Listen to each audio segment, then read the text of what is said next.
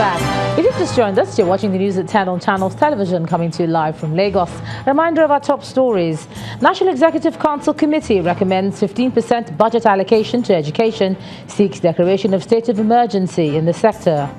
Ahead of the 2019 general elections, President Buhari meets with service chiefs. Meeting recommends deployment of adequate security to states to forestall breakdown of law and order. Channels Television and Deutsche Welle hold town hall discussion in Benin City with focus on youth engagement as part of efforts to tackle illegal migration. And the European Union says it's prepared to extend length of the post-Brexit transition period if necessary.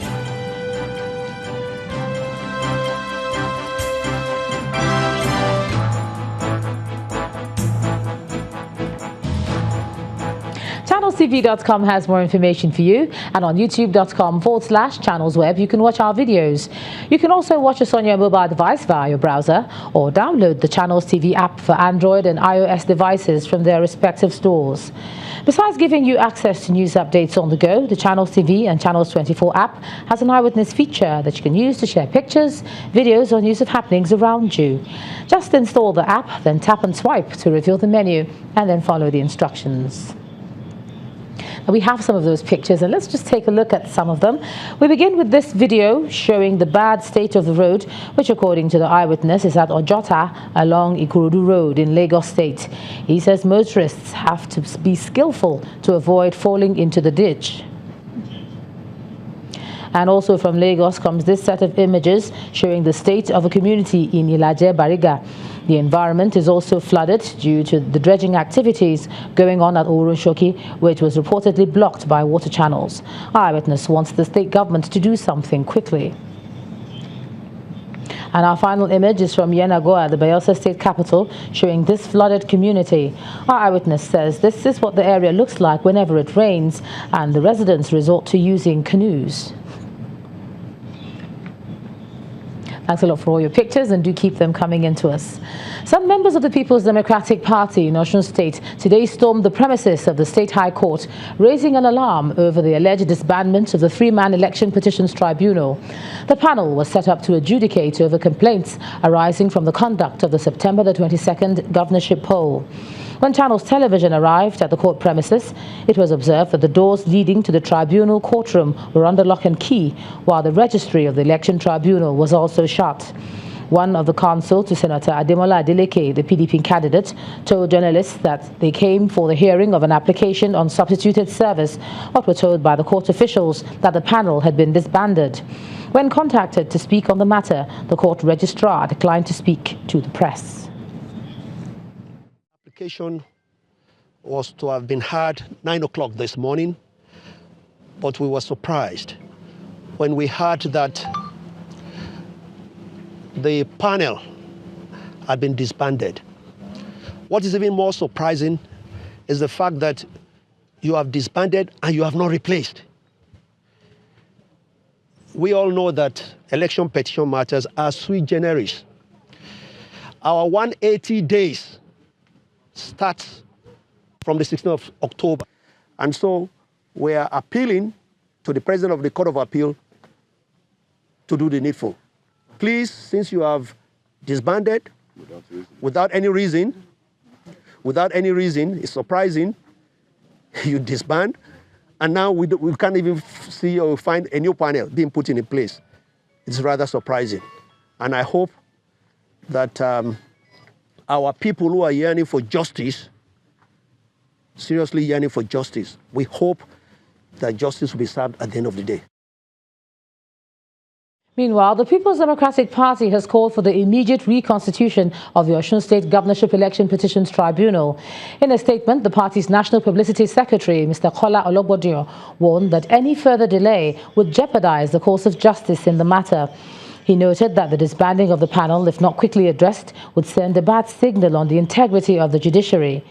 According to him, if a new panel is not set up, it would prevent the PDP from serving the All Progressives Congress and its candidate, as well as meeting the constitutional 180-day time frame for the determination of the case at the tribunal.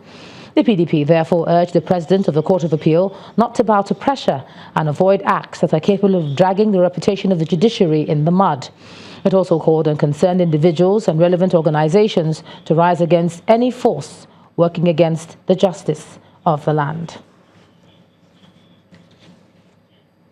Let's cross over to Abuja now. Here's Terry Ikumi. Hey, Terry. Hello, Ijoma. Nice to see you and welcome to Abuja. The Governing Council of the National Health Insurance Scheme has suspended indefinitely the Executive Secretary of the agency, Usman Yusuf. The council has also set up a panel to investigate all allegations of infractions against the suspended Executive Secretary. The chairperson of the NHIS Governing Council, Ifenne Enyanatu, announced this following a two-day meeting of the council at the NHIS office in Abuja. While the investigation lasts, Malam Sadiq Abubakar has been appointed as the Executive Secretary in acting capacity. The suspended Executive Secretary was in July 2017 suspended by the Minister of Health, Isaac Adewale, over allegations of fraud.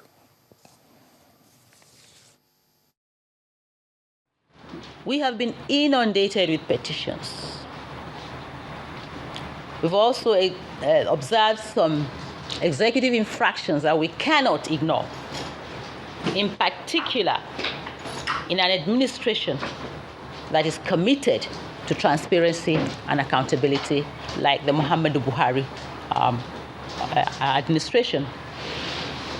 So, based on detailed examination and review of some of these documents, Council has made some landmark decisions. The first decision is that we have resolved to constitute an administrative panel of investigation immediately to examine the issues at stake and other issues. This administrative panel has 3 months to complete its assignment and report back to Council so that we decide the way forward. Also, Council resolved that the Executive Secretary of NHIS, Professor Usman Yusuf, is suspended indefinitely. Also, I want you to know that we consulted and got the approval of the Honorable Minister of Health before we came to this position. Now, there is growing concern about the migration and subsequent fate of young people in sub-Saharan Africa who go abroad in search of greener pastures. To this end, Channels Television and Deutsche Welle have organized a town hall meeting in Benin's Edo state capital to examine the reasons for the exodus and ways to stem it. The room is full, predominantly with young people. The matter being considered by them and this panel is the migration of young people for a better life. It is believed that young people in sub-Saharan Africa under 35 years of age make up 77% of the population. Many migrants get entangled in prostitution and other forms of slave labor in foreign lands. This presents a bleak future for the continent. Very pathetic listening to their stories, seeing them suffering. Whenever I listen to their story, it's so touching to the heart that sometimes I always weep. Then why are the youth still leaving their shores? When the opportunities are not strong enough for them, they tend to push their way through.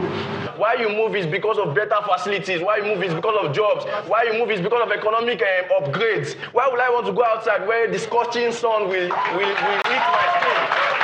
That's why. However, some members of the panel contend that the state government is tackling the unemployment problem squarely.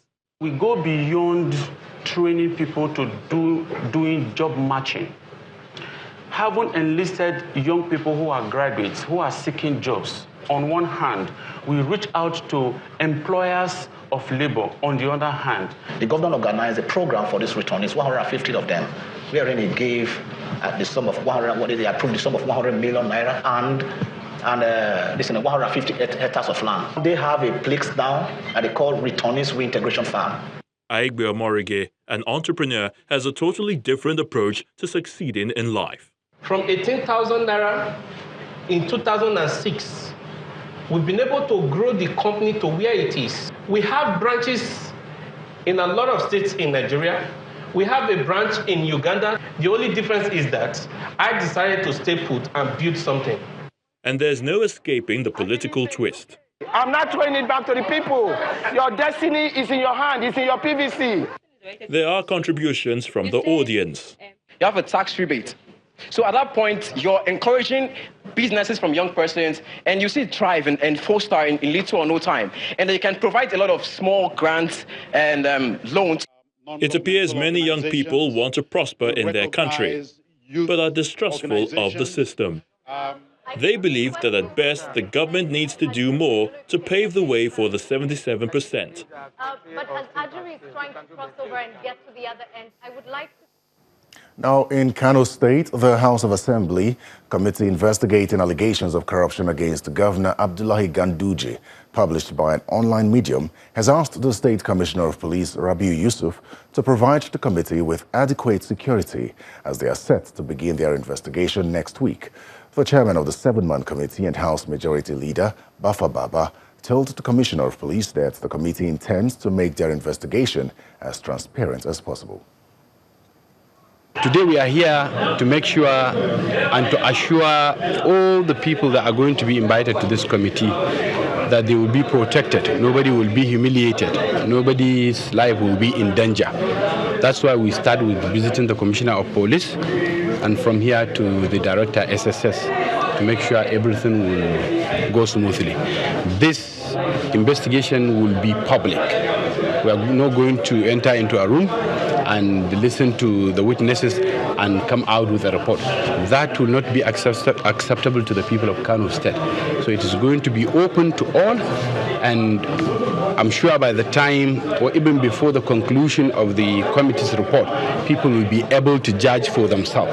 And by the time we bring out our report, definitely people will accept what we did because it's not in the hidden. Well, that's it from Abuja. It's back to you, Ijoma. Okay, thanks a lot, Terry. A developed and thriving Niger Delta region represents the hope of the prosperity of the people and the country. Now, this point was made at the 2nd Nigeria and Entrepreneurship Summit and Honors Oil and Gas Roundtable. The event had its theme, Nigerian and Oil and Gas Sector and Sustainable Development of the Niger Delta in Port Harcourt, the river state capital. The founder of NESH, Emeka Ugwuoju, believes that the private sector must drive that process through clear-cut, far-reaching and inclusive projects such as the energy corridor. One of the things that we agree should be done is to have a core group that will constantly be promoting and doing things with regards to the development of Niger Delta. And for now, we could say that we are looking at a name of Niger Delta / Southeast South Development Group, made up of corporations and professionals and individuals who are passionate about the Niger Delta development, and we hope before the end of the year there will be a retreat, because we believe in doing things, not talking, and that will kick off the activities of this group. The Niger Delta Energy Corridor is a concept that is designed to industrialize the Niger Delta using the resources you have within the region. It is designed to create clusters, industrial clusters, at strategic locations within the Niger Delta. It is designed to attend to human capital need, where people are trained specifically to solve a national problem.